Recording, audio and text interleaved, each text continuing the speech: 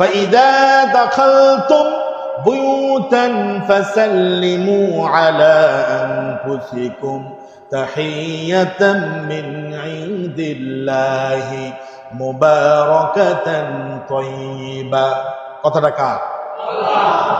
সূরা নূর আয়াত নম্বর 61 আল্লাহ তাআলা বলছেন, ও আমার গোলামেরা শোনো, ঈমানদারেরা শোনো, ফাইযা দাখালতুম বুয়ুতান, তোমরা যখন তোমাদের ঘরের মধ্যে প্রবেশ করবা, ফাসাল্লিমু আলা আনফুসিকুম, তখন তোমরা রাহমাতুল্লাহ, ঠিক না? আবার ঘরে যদি কেউ থাকে, বিশ্ব নবীজি বলেছেন ঘরের ভিতরে যদি কেউ থাকে তখন তোমরা সালাম দিবা, আসসালামু আলাইকুম ওয়া আলা ইবাদিল্লাহিস সালিহিন। আল্লাহু আকবার।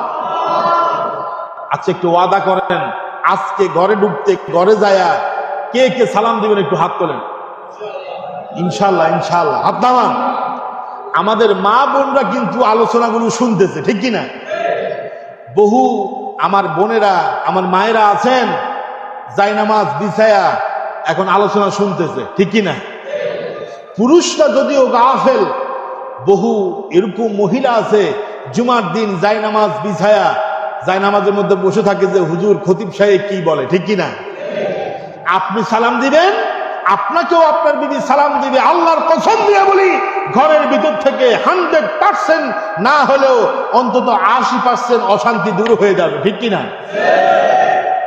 সালাম দিবেন। আর আল্লাহ বলেছে সালাম দাও, সালাম দাও। আপনি যদি সালাম দেন দেখবেন সারাদিনের পরিশ্রম, কষ্ট, মেহনত, খিটখিটে মেজাজ সব দূর হবে। কারণ সালাম হচ্ছে এমন একটা ঔষধ, সালাম দিলে অহংকার দূর করে দেয় কে? আল্লাহ নবী বলেছেন তোমরা সালাম দাও, আল বাদিউস সালাম বারিউম মিনাল কিবর, যে ব্যক্তি আগে সালাম দেয় আল্লাহ রাব্বুল আলামিন তার ভিতর থেকে সমস্ত অহংকার, অহমিকা দূর করে দেয়। সুবহানাল্লাহ। যাদের মেজাজ গরম, যাদের স্বভাব গরম, যাদের মেজাজ খিটখিটে, আমি আপনাকে একটা ঔষধ দেব আজকে। আপনি সবার আগে সালাম দেন, দেখবেন আপনার ভিতর থেকে অহংকার, বদমেজাজ, খিটখিটে স্বভাব দূর করে দিবে কে? দেখবেন অহংকারী মানুষরা কাউকে সালাম দেয় না, ঠিক কিনা?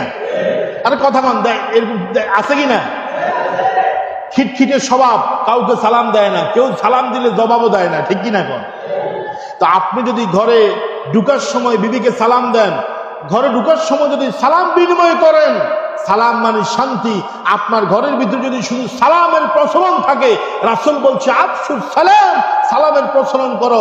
আপনার ঘরের ভিতরে যদি সালাম থাকে, ছেলে মেয়েদের মধ্যে, বিবি আর স্বামীর মধ্যে, সবার ভিতরে যখন সালামের প্রচলন থাকবে, দেখবেন যে ঘরটাকে শান্তি দিয়ে, রহমত দিয়ে ভরপুর করে দিবে কে? আল্লাহ।